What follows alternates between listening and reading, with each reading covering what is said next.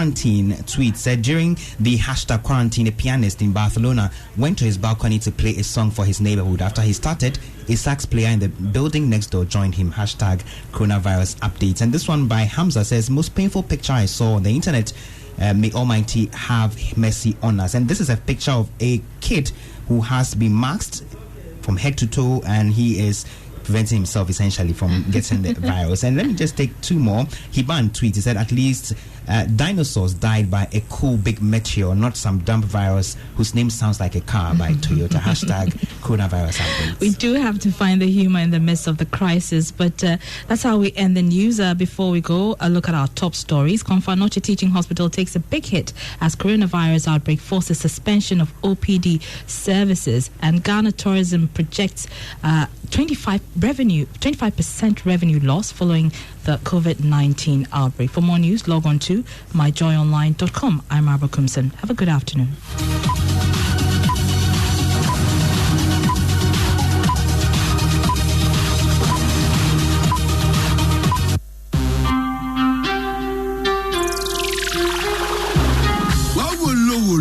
Message is simple. If you say MTN Mumu, it give you life very simple. This trip for there, you do 200%. Top up your airtime with your MTN Mumu wallet. A one breakthrough the pie. Enjoy 200% bonus on any amount you recharge with your MTN Mumu. I'll make 3 times your recharge money. You can't believe it, my boy. Dial *170# to top up your credit and feel the 200% essentially. For about the bra, now calculation the reality no. 72 Ghana cedis we are here 200%. 75 Ghana we are here 200%. 20 Ghana we are here 200%. 200% bonus no. You feel our Ghana's best network. Dial *170#. Now go option 7. Now back home. Now you claim your 200% bonus no. Just Momo it. We there for you everywhere you go.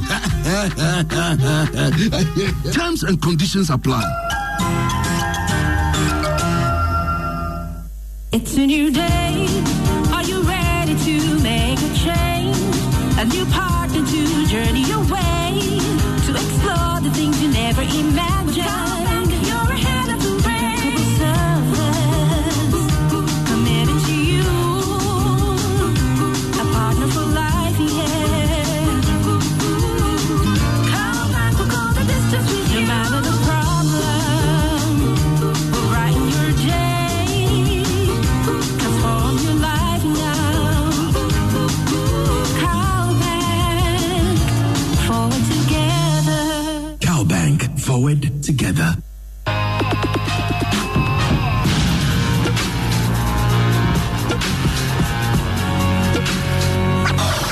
Phase 1 came with all the thrill and excitement in music. Phase 2 promises to be even bigger and better.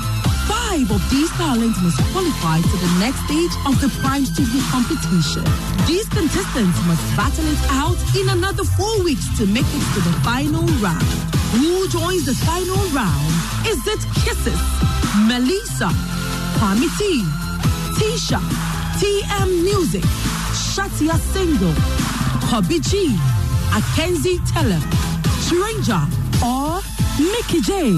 Remember that you have what it takes to power your favorite contestant to the top.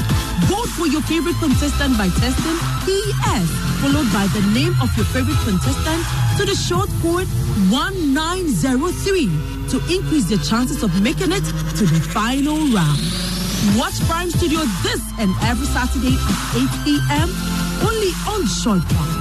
Joy Prime, real entertainment. Prime Studio, rock the world. Motorcycles are also vehicles and so are governed by the regulations that govern all vehicles. Always ensure that as a rider, you obey the road signs and markings, stop at red lights, and do not ride against traffic. Wear your helmet always. This Arrive Alive weekly message is brought to you by Joy FM, Joy News, and the National Road Safety Authority. He's graduated with a master's degree in international relations, but he's now a second-hand clothes dealer. So growing up as a kid, fashion and clothing was something I really liked. I like to see people wear nice clothes.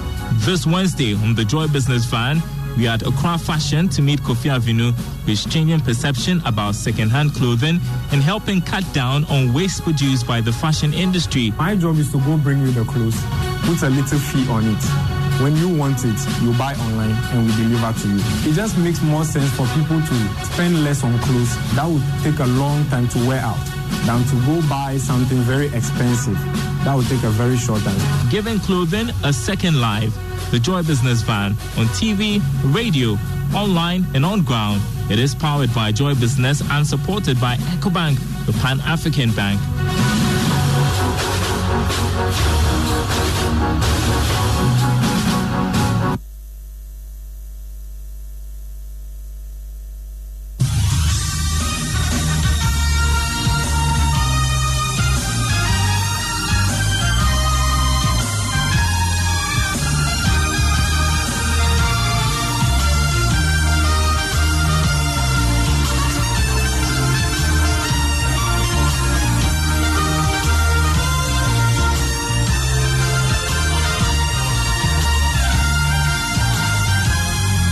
Bringing hope to many around the globe, transforming lives into legacies. Living Word with Pastor Mensa Otabil.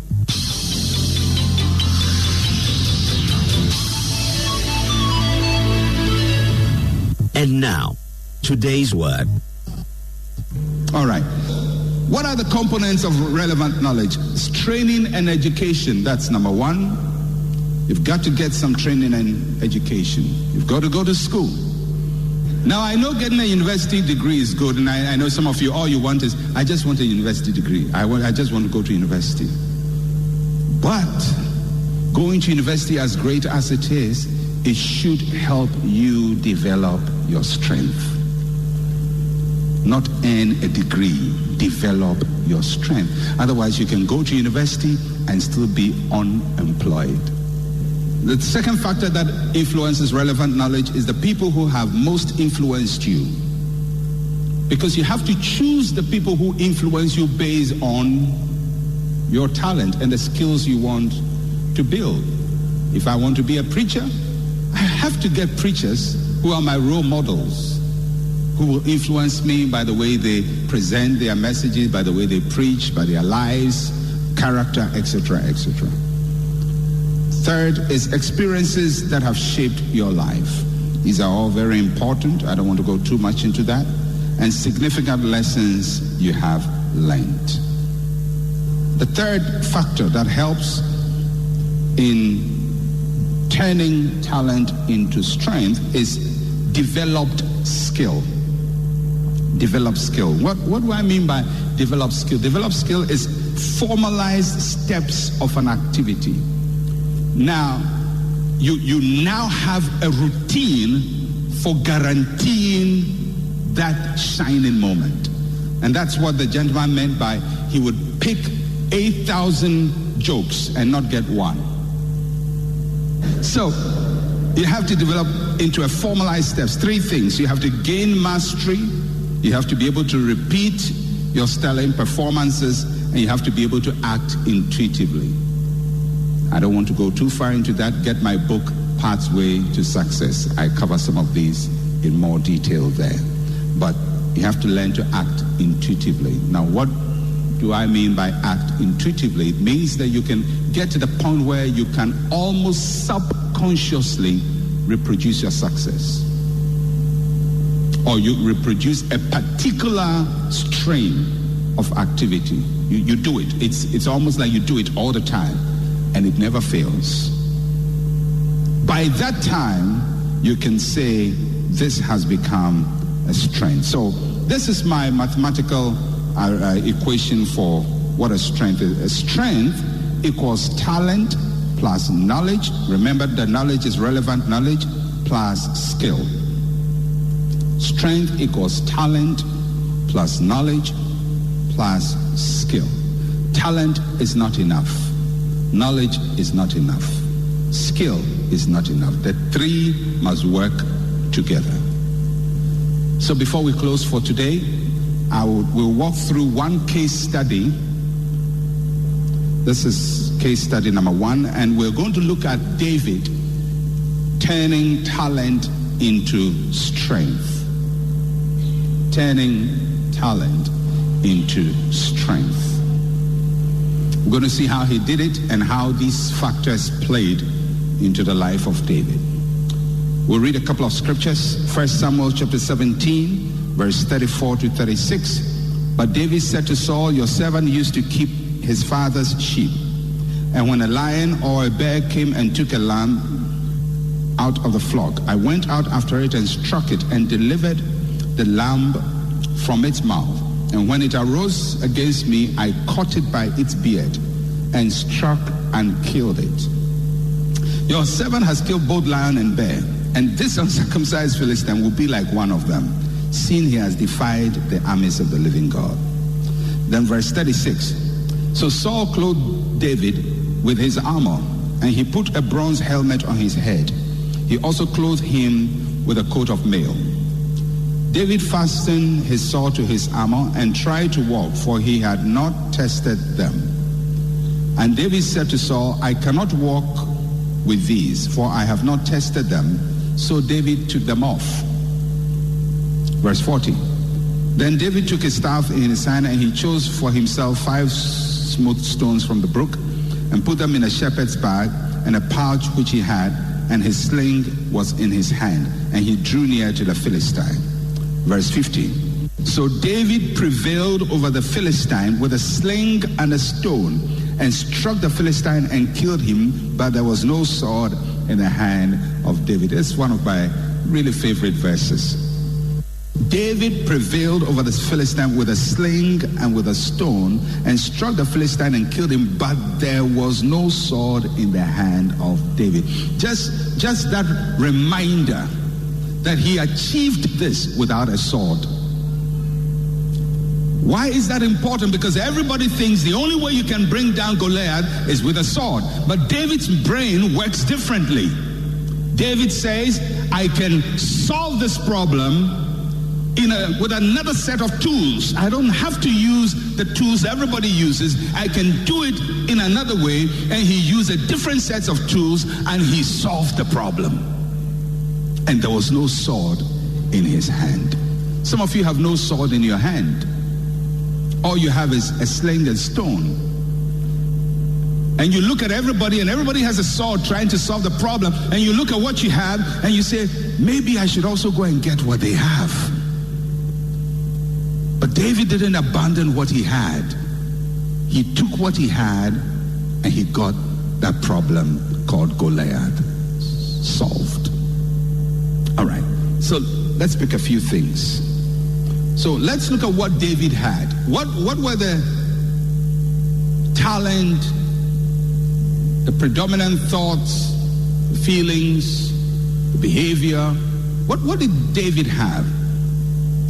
4 things David had. These are raw materials that he wants to convert into strength. The first thing David had is what I call hand-to-eye coordination. Hand-to-eye coordination. David was talented with his eyes and with his hand. You can tell because he was also a musician. He could work with his hands and he could work with his eyes. And what his eyes see, his hand can interpret. It's called hand-to-eye coordination. It was a way he behaved. That is, some people have the gift. You know, when people who sew, not everybody can sew. Not everybody can sew.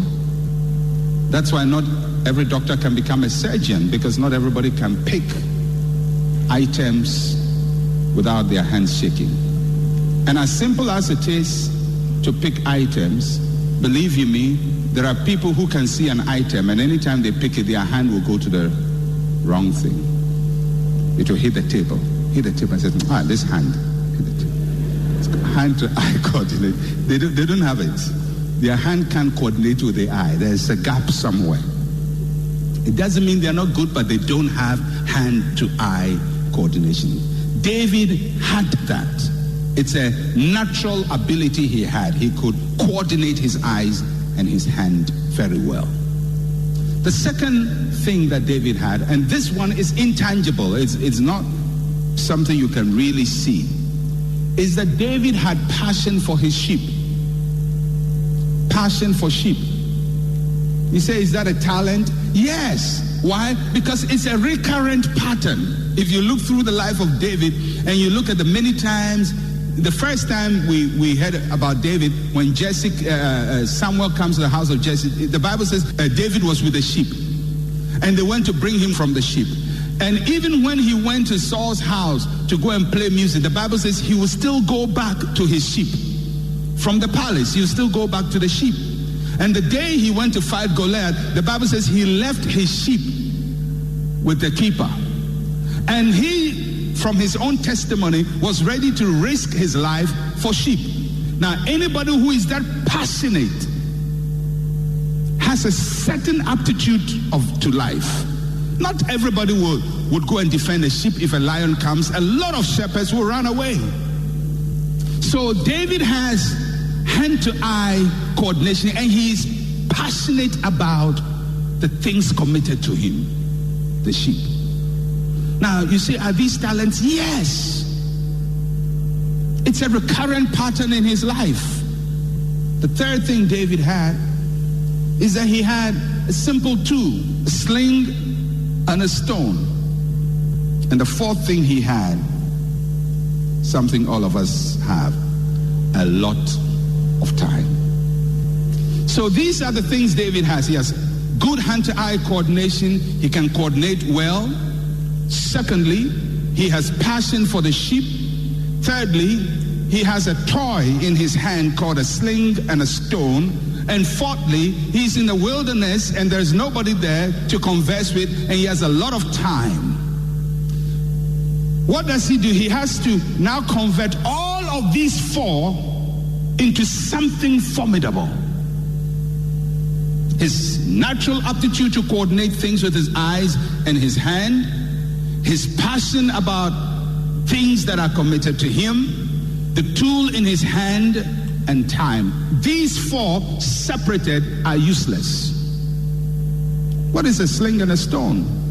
Every Jewish boy David's age had a sling and a stone. Every shepherd boy had a sling and a stone. But how many killed a Goliath with sling and stone? None. So what was it about David that he could take this tool that everybody has and use it in this phenomenal way? Well, he had it. He had a lot of time. Did a lot of people have a lot of time? I'm sure they had a lot of time. But maybe not all of them were passionate about their job, and maybe not all of them had the exactitude of that hand-to-eye coordination. So David sat down in the wilderness, and he, because he could naturally envisage things and hit at them, it was a good pastime. So he could take his stone and hit it. Take his stone and hit a target. And he had a whole lot of time. 1 year, 2 years, 3 years. And sometimes he'd go for days just by himself, taking care of the sheep. That was his training. He's developing his talent into strength. All right. I'm going to show you two things and then maybe we close. So let's look at what he did in the wilderness. What did David do in the wilderness? The wilderness where nobody is watching. First, he made a discovery. He discovered, wow, I have good hand-to-eye coordination. I didn't know that. I didn't know I could throw stones that effectively. So I'm sure it struck him. David, you are good. You can hit stones. You can hit milk tins, tinapa tins, sardine tins. You can crack bottles with your stones. And here nobody will come and complain, hey, David, stop, David, stop, David, stop. You are breaking our bottles. No, this is wilderness and you can do all you want to do without anybody bothering you. So he made a discovery. The second thing he did was that he began to develop what he had. He developed it. And the third thing he did, he tested it. Now,